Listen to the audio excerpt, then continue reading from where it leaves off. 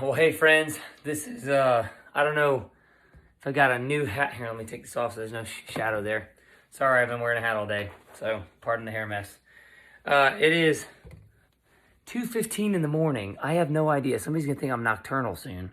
I don't know what the deal is. Worked all day, driving a bunch of miles, trying to get this campaign everything I got. And this is I've got a full schedule working with work. I'm taking this Sunday off. I worked a 12 and a half hour day last Sunday. Went to church in the morning and I hit the campaign hard. And I was on the phone for 12 and a half hours. I didn't get until after midnight. My voice is starting to go, so I'm going to try and speak up. But there we go. If it cuts in and out, that's why. And I'm down here in my basement and I got a whiteboard here. I'm going to draw a couple things out. This video may be a little bit long. This is my last video. Maybe I'll have time to do one more, but I'm not really sure about that. So I wanted to cover a couple things, a couple thoughts to anybody. People have reached out, and I've got work and other things. I was wrapping up another project today. I still have all my other responsibilities, and if you read the letter that I posted, you know what's going on in our life and my family's life. And most people have said I'm crazy for getting this race, and I think they're probably right. But there's a couple things I just wanted to say and get this video out. And it's this weekend. Like, share, whatever you want, or just click next if you don't like, if you don't want to be involved or you're not interested. But so there's a couple things. In addition to my letter, because I had to try and make it short and fit it on one page and front and back. So 2 pages, but on one piece of paper. So a couple things I want to tell you about what I've done here, and then I'm asking for your help, or people are asking me, hey, do you need any help? What can you do? Whatnot. And I don't have time to call everybody back, and we'll go from there. So there's a couple things I wanted to let you know.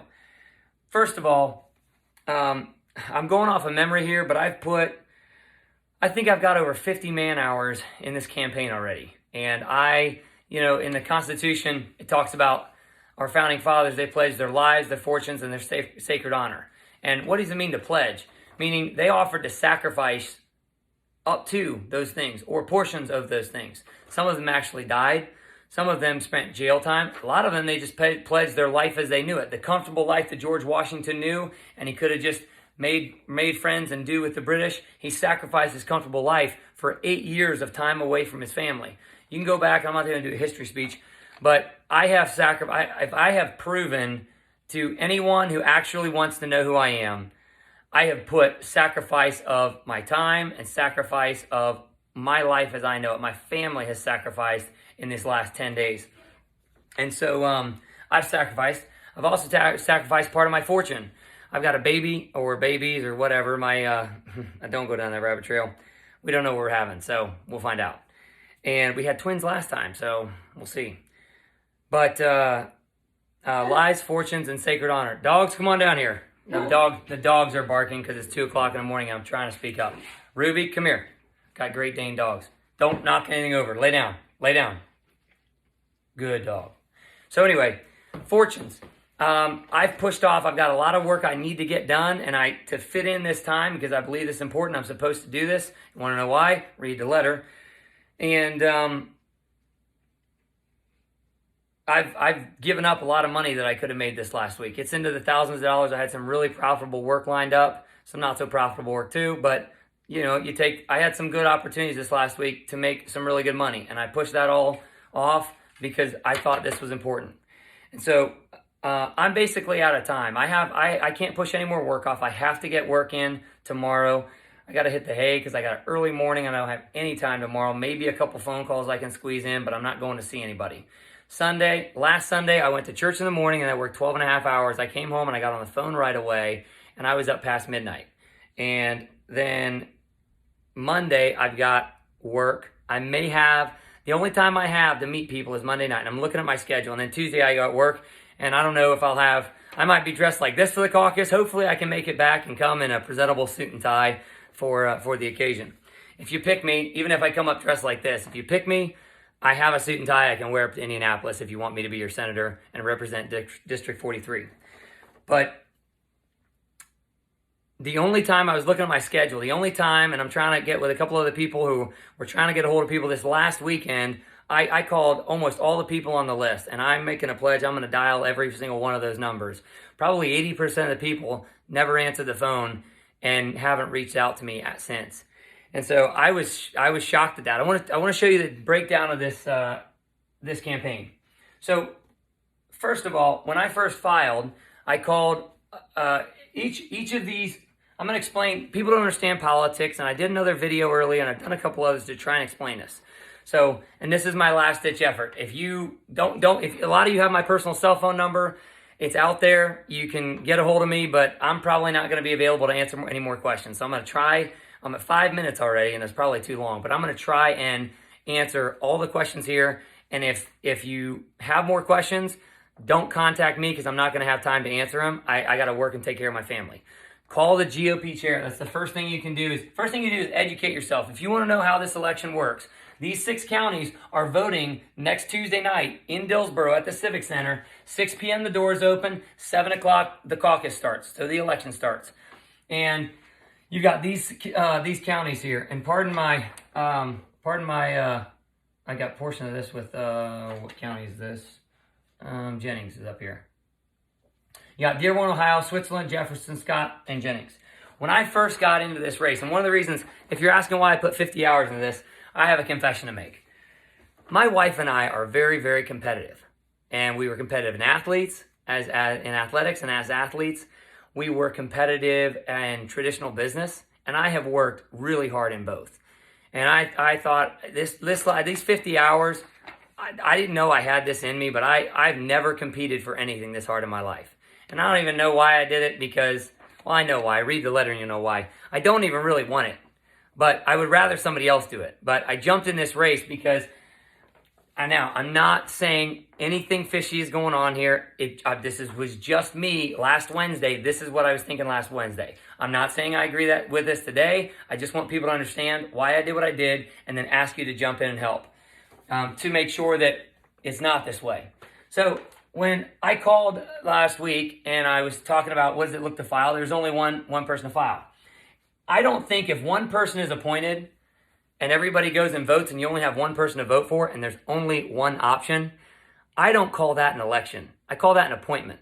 These caucuses are supposed to be free and fair elections and everybody has an equal opportunity to go in to vote.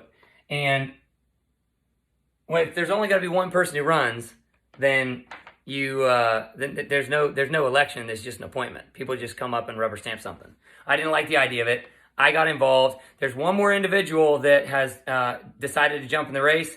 And to who you are, thank you for jumping in the race. Because if I don't win this and somebody else does, hey, I don't care. I just wanted to know that I competed and gave the competition a run for their money, and they had to earn it to beat me.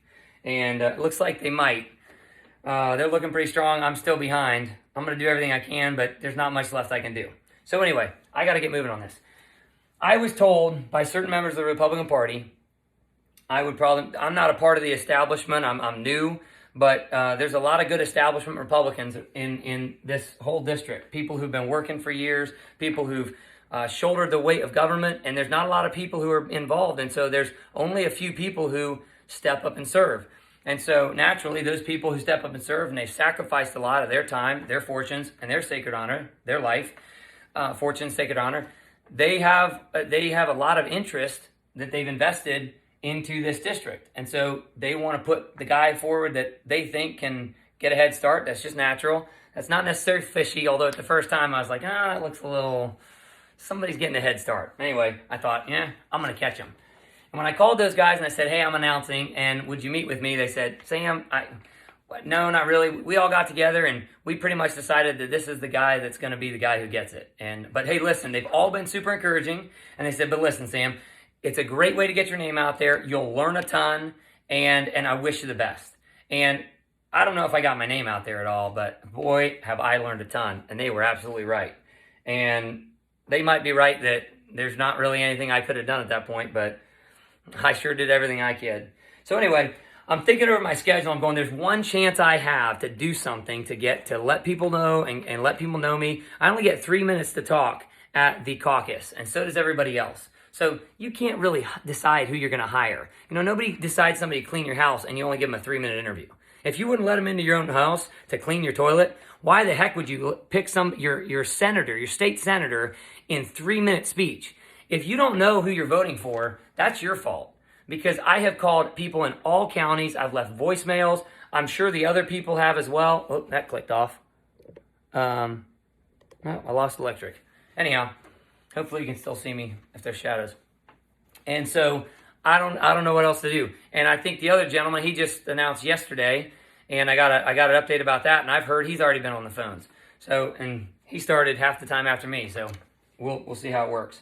But anyway, so I'm looking at my schedule. I'm looking, Monday's the only night. And I looked at the date, and I'm going, Monday, it's the 11th. It's the election's on the 12th, and it's the 11th.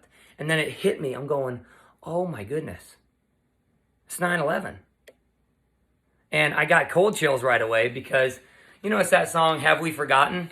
And I don't know about you guys, but the last 2020, I think took everybody by surprise with all the stuff that went on that year. The good, the bad, the ugly, everything. And that's a lot of distracting things. And 2020 went by, and 2021 went by, and 2022 went by. And last year, I saw a lot of people posting hashtag never forget and saying, people are forgetting. We got to bring this back. We got to bring this back. And this all hit me in like a half a second when I was looking at my calendar. I'm going, Monday night, the 11th, is the only time I have to do something. I thought, you know what? I was going to try and do like a get together. Everybody can meet in some neutral place down in Jefferson County, and maybe find a park we could meet at and just, hey, if 10 people show up, great. At least I could meet in one place and meet with all the people that wanted to show up and make myself available. Well, then I got to thinking, what about we do a never forget rally? And I'm going to invite, this is a formal invitation to myself to, well, first of all, I'm going to be there. I'm pledging to be there. And we're still working on location, but it's going to be those other counties. I was working past 9:30 tonight trying to line up a location, and those other counties don't have any options. I tried to put it in Jefferson County because that's the middle of the district, and so that didn't work. The only other place I've got, we're working on a finalizing location, but I'm almost positive it's going to be in Aurora. Details to come. There will be an Aurora address I'll send out. We're still finalizing a couple things. And we are going, anybody is welcome. There's only 114 people who are eligible to vote. And I've only talked to maybe, I don't know, I haven't even talked to half of them. So 6 counties, 114 people to vote. Educate yourself on the issues. If you have gotten, and this social media has gotten some distraction from people, educate yourself on all the people. You can call the county GOP chair. You can look them up. Just Google my county that you live in, whichever one of these 6 counties you're in, and Google the GOP chair. Their personal cell phone number pops up. You can call them and say, hey, how do I get involved? I want to get the letters. You can be a private citizen, somebody who's not even eligible to vote, and say, I want to get the information on these 3 candidates. I believe all 3 of us have letters out. Many of us have been door knocking, phone calling, other things. So if you want to get a hold of us, somebody's got our number. And the state GOP sent emails to all 6 county GOP chairs, and they have our information as well, and they can give that to constituents. They're able to do it whatever they want. The other thing you can do is you can call Monday morning you can call. Well, you can ask your GOP chair for the list of the people in your county who are voting. They have it, and they are able to give that out. If they won't give it to you, not saying they won't, but if for some reason Monday morning or you call this weekend your GOP chair and they don't answer your phone call in a timely manner, you make up your own mind about what that means. Actions speak louder than words sometimes, and they say things both ways. Whether you do something or do nothing, sometimes it speaks volume both ways. So all you GOP chairs, make sure you do your job that we the people elected you to do in your party, and make sure you're accessible to all of us constituents. There's 130-something thousand people voting. Ring their phones off the hook. Make them work for their money, okay? And make them work for the position they hold. Most of these people are frustrated that there's not people caring and nobody even calls them. So if you call them, I'm sure they'll be happy that somebody cared and called. And you'll be glad to get connected in the party. The second thing, if they won't give you the chairs or the names, you can call down to your county courthouse and give them your address, your name and address, and confirm that and say, who is my, it's called a precinct committee person or committee chair, and there's 114 of them. And there's a letter that I sent out. You can look it up, read it on the bottom. You can see how many all the counties have. So you see who's got the voting power. Similar to an electoral college, if you know how that works.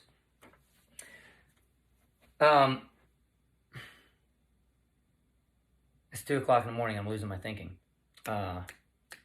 Okay, so those you can tell them. Usually, your person who's voting lives within 5 or 10 minutes of you, and they can at least, if you ask them who is my committee chair, they have to give you at the courthouse. They have to give you that information. That's public information, and there's a name, phone number, address on there, and it tells you what precinct they're in, what township, and what county. So it's all listed. And every single one of us candidates, if we've called you and you're a voting member, that's how we got that information from the GOP.